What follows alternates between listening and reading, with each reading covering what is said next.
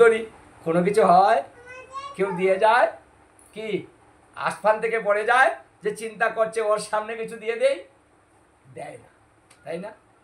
হয় না, কারণ ভগবান বলছে তুই চিন্তা করে মাথা নষ্ট করছিস কেন? তুই আমাকে নিয়ে চিন্তা কর, আর তোর চিন্তাটাই আমি নিয়ে নিয়ে আমি করি, তাহলে তো তোমার মাথা নষ্ট হয় না।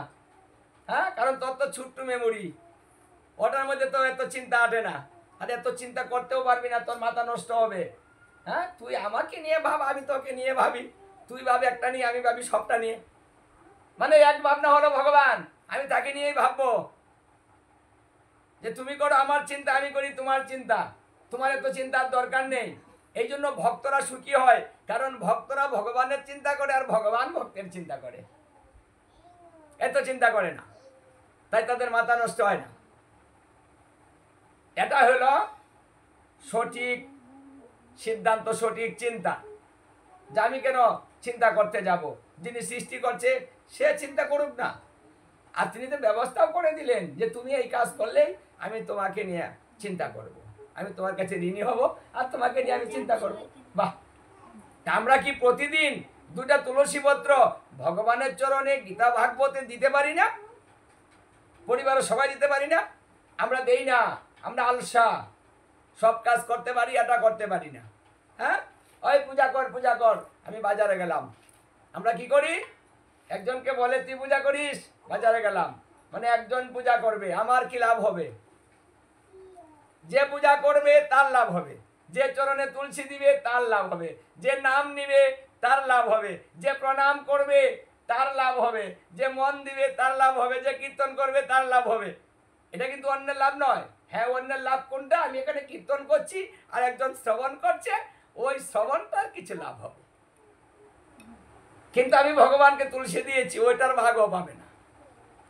ওটা কিন্তু আমি দিয়েছি, আমি পাবো, আমার কাছে ঋণী হবে, আমাকে নিয়ে ভাববে। তাহলে আমরা এই সহজ কাজটা কেন করতে পারি না? আরে কলিজীবের জন্য চিন্তা করি তো ভগবান সহজটা করলেন, যে তুমি কঠিনটা পারো না, সহজটা করে দিলাম, তুমি ওটাই করো। কি টাকা খরচ করতে পারো না, লাগবে না টাকা, কারণ তুলসী তুলতে তো কোনো টাকার প্রয়োজন হয় না।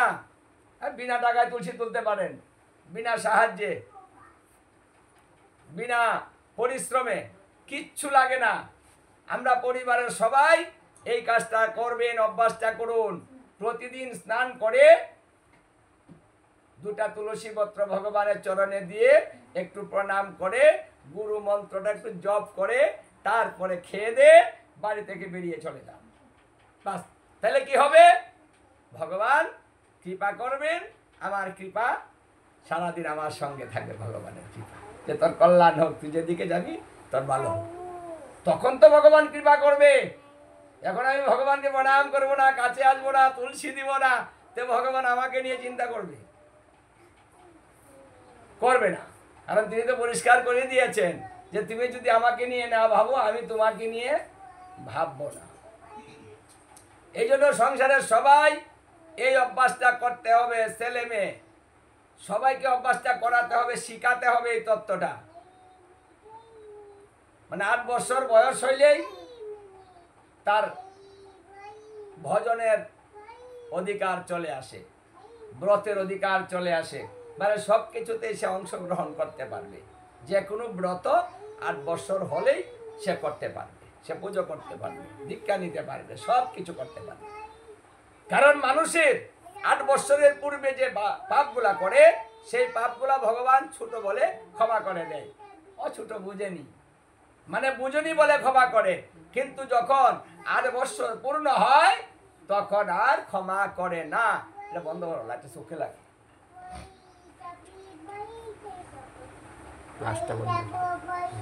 কথাটা বোঝা গেল?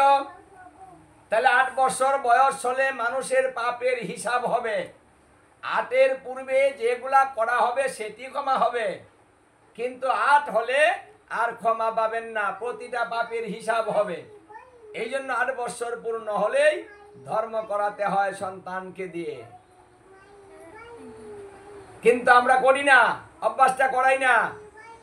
সন্তান বড় হয়ে যায়, তারপরেও বলি না যে তুই দীক্ষাটা নে, ভগবানের কাছে আস, একটু গীতা ভাগবত একটু একটু পড়ে যা, একটা শ্লোক পড়ে যা, একটু প্রণামটা করে যা, আমরা সেই তত্ত্বটা শিখাই না।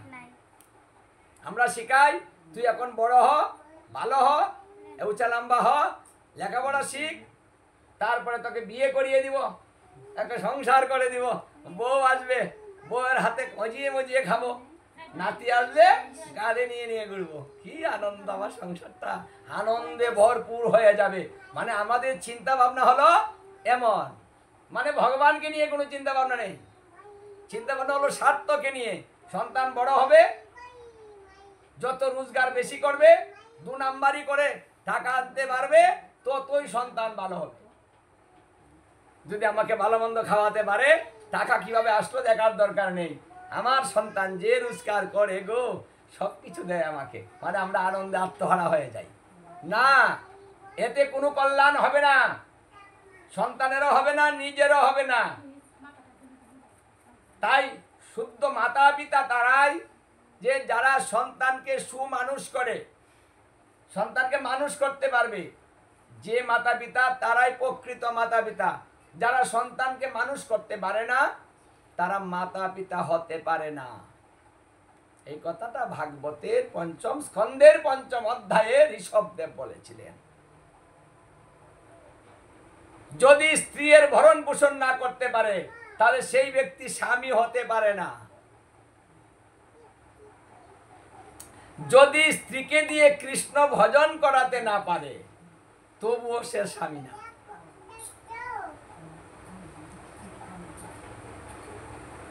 সে আপনও না। তাহলে আমাদের প্রকৃত মাতা পিতা হতে হবে, তাহলেই সন্তানের কল্যাণ হবে এবং সেই সন্তানের দ্বারাতে নিজেরও কল্যাণ হবে। এই তত্ত্বগুলো আমাদের শিখতে হবে। সন্তানকে মানুষ না করতে পারলে জেলে পুড়ে বস্য হয়ে যাবে। কারণ কলিকাল, আত্মকলহ প্রতিনিহত চলছে। প্রতি পরিবারে, প্রতি গৃহে আমাদের এই কলহগুলা চলছে। এমন কোনো পরিবার আছে যে তার আত্মকলহ নেই, মানে পরিবারের মধ্যে ঝগড়া নেই? নাই। প্রত্যেকটা পরিবারে সেটা চলছে। এমন পর্যায়ে চলে যাচ্ছে যে আপন সে পর হয়ে যাচ্ছে, কেউ কারো মুখ দেখতে পাচ্ছে না। হ্যাঁ, মানে এই পর্যায়ে চলে যাচ্ছে। এটাই আত্মকলহ, এটাই ভয়ের মূল কারণ। কারণ যেখানে আত্মকলহ বেশি হবে, সেখানে অধর্মটাও বেশি হবে। কারণ কলহে মানুষের মন নষ্ট করে দেয়, বিক্রিয়া হয়ে যায়। আমাদের মূলধন মন, মনটা যদি বিক্রিয়া হয় তাহলে ধর্মটা কিন্তু হচ্ছে না। মনটা তো দিয়েই ধর্মটা করতে হবে। আমার মনটাই যদি এখানে না থাকে, আমি তো এখানে শ্রবণও করতে পারবো না। মনটা দিয়ে শ্রবণ করতে হবে, সংসারটা মনটা দিয়ে করতে হবে, পূজাটা মনটা দিয়ে করতে হবে। যা কিছু করবেন সমস্ত কিছুর মধ্যে মন যদি না থাকে, মন তাহলে আসবে না ধন।